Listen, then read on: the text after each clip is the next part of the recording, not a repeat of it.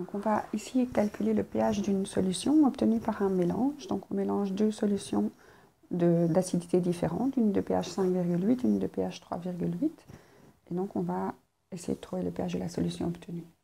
Alors il faut savoir que le pH est une indication de la concentration en H3O+, et c'est un chiffre qui en fait reprend les indices en exposant de la concentration en H3O+. Donc c'est un logarithme qui prend donc l'exposant, la puissance de la concentration en acidité en hydrogène. Donc la formule du pH, c'est moins le logarithme d'H3O+. Et donc si on recherche la quantité d'H3O+, qui est présente dans une solution dont on connaît le pH, la formule se retourne et devient 10 exposant moins pH. Donc si on a une solution qui contient 1, 10, moins 2 molaires en H3O+, ça fait moins le logarithme de 1, 10, moins 2, ça fait un pH de 2. Donc on prend vraiment la puissance ici pour faire le chiffre facile à utiliser du pH. Alors ici, on va utiliser la deuxième formule pour la solution 1. Donc si on fait la concentration en H3O+ pour la solution 1, on fait 10 exposants, donc pour la solution 1, 10 exposants moins 5,8. Alors ça, c'est pas une écriture scientifique, c'est vraiment un calcul à faire. Et donc on tape ça à la machine et on obtient 1,585 fois 10 exposant 6 molaires. Donc ça, c'est le contenu en H3O+ d'une solution de pH 5,8. Donc c'est une solution acide. Ce chiffre ici est plus grand que 1,10-7. 1,10-7, c'est la solution neutre. Et donc ici, on est au-dessus de 1,10-7. On est à 1,10-6, 1,6 à peu près 10-6. Donc c'est bien acide. La deuxième solution était acide aussi, un pH de 3,8. C'est même un peu plus acide. Donc on fait la même formule pour trouver H3O+. Donc on fait 10 exposants moins 3,8 cette fois-ci. Donc on aura les concentrations en H3O+ des deux solutions. Ok, alors ça va nous faire à la machine, c'est étonnant, c'est le même chiffre, 1,585 fois 10 exposants, cette fois-ci, moins 4 molaires. Donc il y a davantage d'H3O+, 10 moins 4 c'est plus grand que 10 moins 6, et il y en a même exactement 100 fois plus. Donc ici on a fait fois 100. C'est normal, le pH de la solution 1 était de 5,8, le pH de la solution 2 était de 3,8. Donc on a eu ici une différence de 2 unités de pH. Une différence de 2 unités de pH.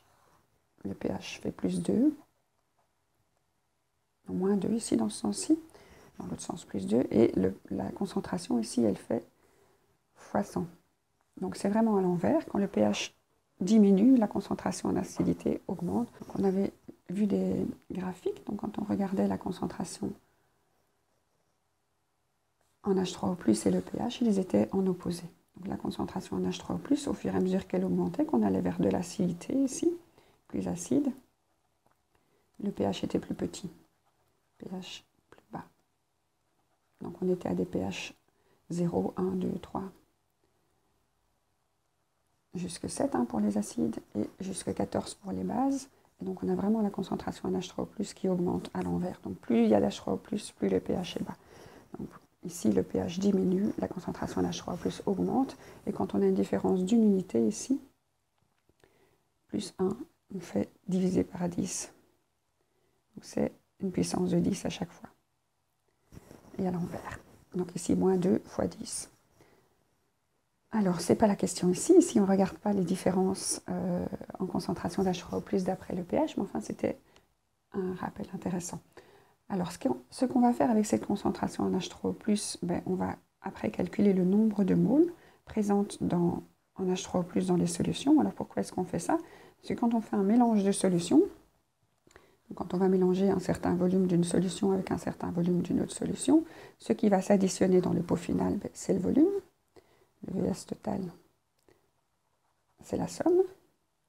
C'est VS1 fois VS2. Donc ça, c'est pour le solvant. Et ce qui s'additionne aussi, c'est la quantité chaque fois de soluté. Donc si ici j'ai 3 petites molécules, que là j'ai ici, je ne sais pas, 5 petites molécules, au final, j'aurai mes 8 petites molécules qui se sont additionnées. Donc le nombre de moles peut aussi s'additionner. Donc le soluté s'additionne, le solvant s'additionne, et ensemble, on peut recalculer une concentration qui est le rapport entre ce soluté et ce solvant. Donc ce qu'on essaie ici de faire pour pouvoir calculer notre pH de la solution finale, c'est de connaître la concentration en H3O+, et pour connaître la concentration en H3O+, de la solution finale, il faut avoir le nombre de moles et le volume total. Donc on va avoir le nombre de moles de H3O+ dans la première solution, et pour calculer un nombre de moles, on fait toujours la concentration fois le volume.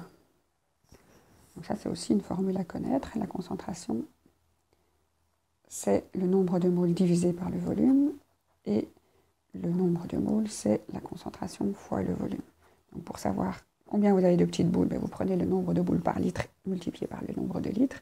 Si vous voulez savoir la concentration, vous prenez le nombre de petites boules divisé par la quantité de solvant. Alors ici, on fait donc la concentration fois le volume. Alors le volume de la solution 1, on vous le dit dans l'énoncé, c'est 150 ml, 0,15 litres. On travaille en moles par litre, donc en litres. Et le volume de la solution 2, il est de 250 ml, donc 0,25 litres. Donc pour les deux solutions, on va calculer le nombre de moles en utilisant cette formule de C fois Vs. Donc pour la solution 1, pour la solution 2. Alors, 1,585 10-6 fois 0,15, je n'écris pas le calcul parce que ça n'écrit pas bien, ça nous donne 2,38 10-7 molaires. Moles. On a multiplié des moles par litre. Des moles par litre, c'est la concentration. Fois des litres, on a obtenu des moles. Pareil pour l'autre solution. Et donc dans cette autre solution, on fait la concentration qui est de 1,585 10-4. On est plus acide ici, fois 0,25 le litre, le volume de solvant pour cette solution-ci. Et on obtient 3,9625 fois 10 exposant moins 5 moles. Donc chacune des solutions m'apporte une certaine quantité de soluté, et c'est celle-ci pour la première solution, et c'est celle-là pour l'autre solution. Qu'est-ce que je fais avec ça? Je les additionne, le nombre de moles total. Je fais le nombre de moles de la solution 1 plus le nombre de moles de la solution 2. Et j'obtiens en nombre de moles total, en additionnant 2,38 10-7 et 2,96 10-5, j'obtiens 3,98 63 10-5. Donc, l'ajout, la petite quantité ajoutée par la solution moins acide ici, c'est pas grand-chose, mais ça modifie un petit peu à cet endroit-ci le chiffre de la deuxième solution, qui était plus acide, qui contenait plus de moles. Et cette petite variation-là va aussi s'appliquer, il va aussi avoir une certaine dilution parce que les volumes se sont ajoutés.